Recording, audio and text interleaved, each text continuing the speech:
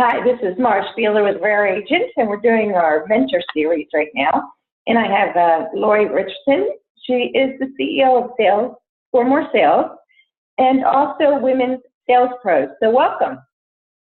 Thank you. Great to be here. Great. So if you would take a few minutes and just kind of introduce yourself, explain how you got to where you are today, and then we'll kind of get into the mentor question.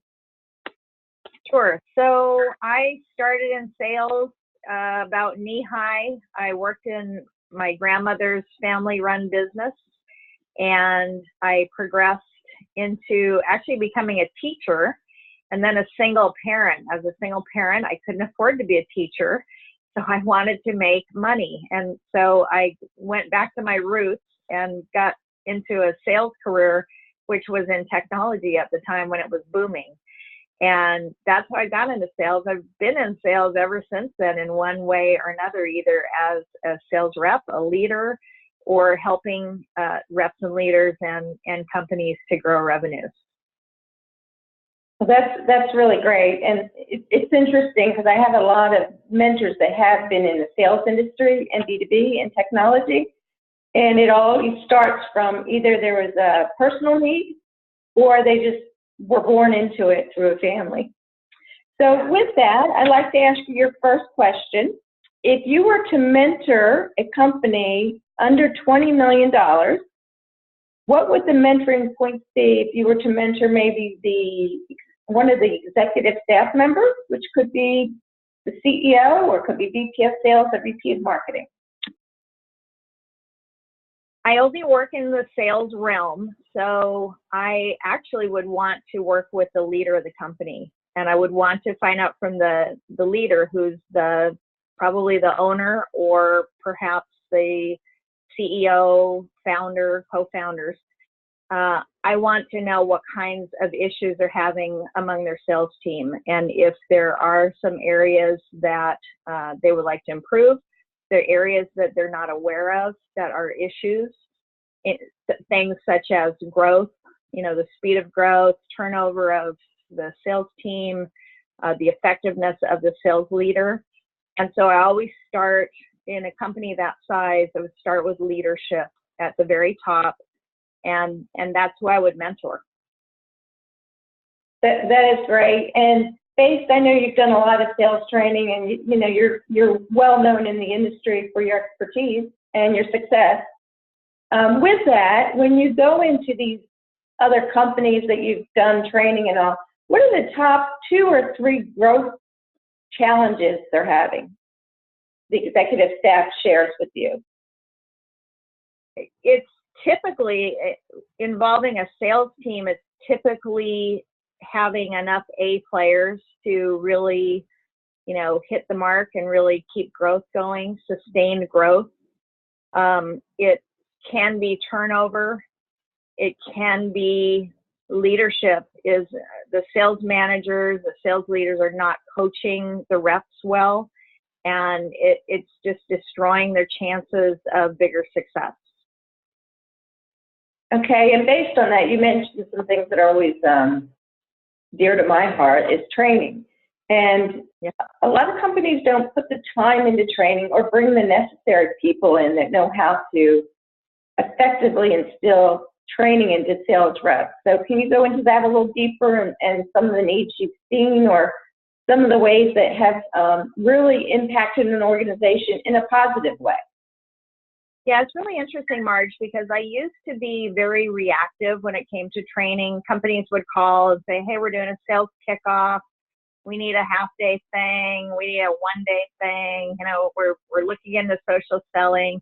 And I would, respond and react, and I would do something. And typically afterwards, they'd say, that was really great. People loved it. But I couldn't measure the results. And so it got to me, the older I've gotten, the more I've realized that if I can't help affect change, I don't want to be doing it.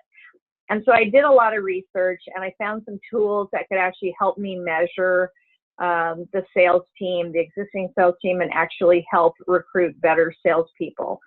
So now when someone asks me to do training, I won't do it unless we're able to use these tools in conjunction with it. So first we get a baseline measurement, because we don't know. I mean, sales for years, it's been called the black hole. We don't know what's going on. We have guys working big deals, but we don't really know. With reporting tools now, it's better than ever. There are better, trails of crumbs to figure out what people are doing. But now we have a baseline and a common language, and it just changed the trajectory of our business. And it also changed the results for the companies that we work with.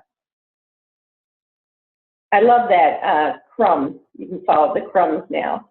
That really kind of gives you a visual.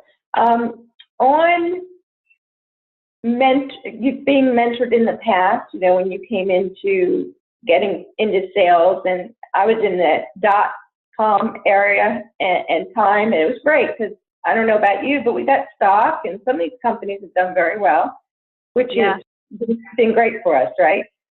Based on, your sales career and then starting your own business, what 2 or 3 individuals really pop out in your mind? And if you can share 2 or 3 things that they either mentored you on or kind of coached you on, and how that impacted and why they empowered, like how did that empower you? Sure. I have so many mentors over the years. I mean, I had 23 sales managers in my sales career. And I go back to the very first mentor, who was my grandmother, who I didn't know it at the time. And it wasn't until later. And in fact, I just wrote a story about her that's going to be in a book, because I learned so many things as a youngster that really impacted me, and they had to do with selling value, and they had to do with not discounting, and they had to do with building relationships, and they had to do with standing up for yourself. And so those were really impactful. And I can think of a handful of great sales managers that I had, because I always say I had awesome sales managers and I had awful sales managers, as most of us do when we're in sales for quite a while. But the awesome ones, one of them that comes to mind was a former IBM executive, and I really learned about the respect a salesperson should have in working with him.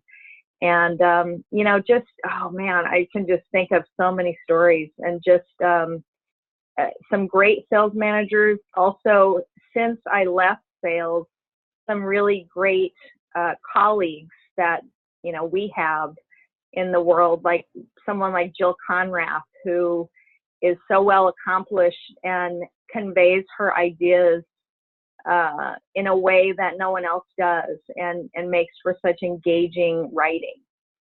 Those are some of mine. And talking about writing, someone else likes to write. Yeah.